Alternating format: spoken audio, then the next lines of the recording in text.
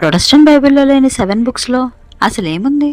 వీటిని ఎందుకని దైవ ప్రేరిత పుస్తకాలు కాదు అని అన్నారు? తెలుసుకుందామా?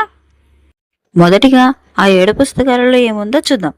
ఈ పుస్తకాలు యూదుల చరిత్ర, జ్ఞానం మరియు భక్తికి సంబంధించిన వివిధ అంశాలను వివరిస్తాయి. మొదటిగా టుబెట్. ఇది భక్తి గల టుబెట్ అనే వ్యక్తి మరియు అతని కుటుంబం చుట్టూ తిరిగే కథ. అతని కుమారుడు టోబియాస్ దేవదూత రాఫెల్ సహాయంతో ఒక చేప కాలేయం మరియు గుండెను ఉపయోగించి ఆస్మోడియస్ అనే రాక్షసుడిని తరిమివేస్తాడు మరియు తన తండ్రికి చూపును తిరిగి తెస్తాడు.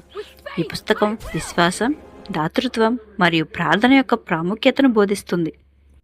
Number 2, Judith. హాలోఫెర్నెస్ అనే అస్సిరియన్ సేనాపతి ఇశ్రాయేలును ముట్టడించినప్పుడు జూడిత్ అనే వీరవనిత తన అందం మరియు ధైర్యంతో శత్రు శిబిరంలోకి ప్రవేశించి అతని తల నరికి తన ప్రజలను ఎలా కాపాడుతుందో వివరిస్తుంది. ఈ పుస్తకం దేవునిపై నమ్మకం మరియు వీరోచిత చర్యల గురించి వివరిస్తుంది. నెంబర్ 3, జ్ఞానము అంటే విజ్డమ్ ఆఫ్ సొలొమన్. ఈ పుస్తకం సొలొమోను రాజు పేరుతో రాసినప్పటికీ ఇది ఆయన కాలం చెల్లించినాక చాలా కాలం తర్వాత వ్రాయబడింది. కానీ ఇందులో జ్ఞానం యొక్క ప్రాముఖ్యత, దుర్మార్గుల విధి, ధర్మబద్ధమైన జీవితం గురించి ఈ పుస్తకం మనకు వివరిస్తుంది. నెంబర్ 4, సిరాక్. ఎక్లిసియాస్టికస్. దీనిని ఎక్లిసియాస్టికస్ లేదా బెన్సిరా జ్ఞానం అని కూడా పిలుస్తారు.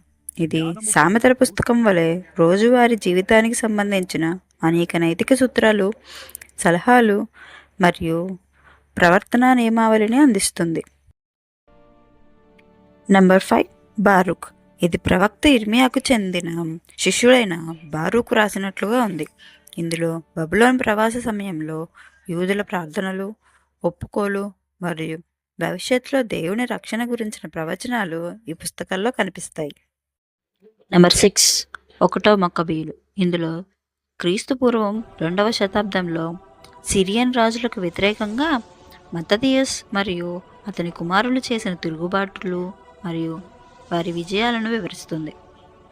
నెంబర్ 7, 2 మక్కబీస్. ఇది కూడా అదే కాలం నాటి మరొక చారిత్రక వృత్తాంతం, కానీ దీనిని వేరొక రచయిత రాశారు. ఇందులో ముఖ్యంగా అమరవీరుల త్యాగాలు, ప్రార్థనలు మరియు మృతుల పునరుద్ధానం గురించిన నమ్మకాలు ఇందులో బాగా కనిపిస్తాయి. ఇప్పుడు మనం వీటిని దైవ ప్రేరణ లేనివి అని ఎందుకు అన్నారో తెలుసుకుందాం. ప్రొటెస్టెంట్ సంస్కర్తలు, ముఖ్యంగా మార్టిన్ లూథర్, వీటిని బైబిల్ ప్రాముఖ్యత కలిగినవిగా అంగీకరించకపోవడానికి ప్రధాన కారణాలు. మొదటిగా హిబ్రూ మూలం లేకపోవడం. ఈ పుస్తకాలు ఎక్కువగా గ్రీకు భాషలోనే లభ్యమయ్యాయి. ప్రొటెస్టెంట్లు యూదుల హిబ్రూలో ఉన్న పుస్తకాలనే ప్రామాణికంగా తీసుకున్నారు. నెంబర్ 2, యూదుల అంగీకారం.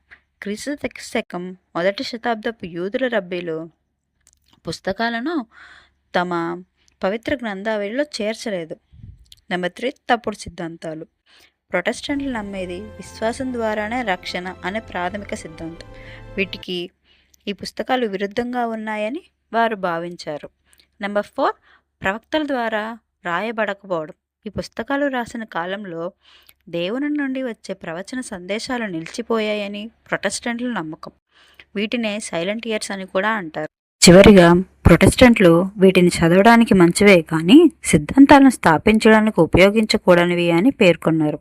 ఈ వీడియో ద్వారా ఎంతో కొంత మీకు ఇన్ఫర్మేషన్ని అందజేశానని ఆశిస్తున్నాను. ఈ వీడియో మీకు నచ్చినట్లయితే లైక్ చేయండి, షేర్ చేయండి. అలాగే ఈ వీడియోపై మీ అభిప్రాయాన్ని కామెంట్ రూపంలో తెలియజేయండి.